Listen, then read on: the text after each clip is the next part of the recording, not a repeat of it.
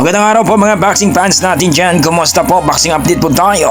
Casimero, ang ating nag-iisang angas ng Pinas. Ayon sa mga kritiko at mga beater at hitters ni Cuadralas Casimero na kung saan ay hindi daw ito welcome sa bago niyang promoter mga idol. Itong 3150 Los Bumo Kamida Promotion mga idol.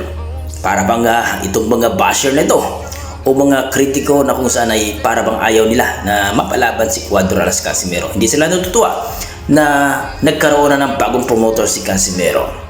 Ayon kasi dito ni Kiko Kamida mga idol na para bang na-bypass daw siya o na-bypass daw sila kasi ang kanilang boss daw ay nagdesisyon lang daw, no?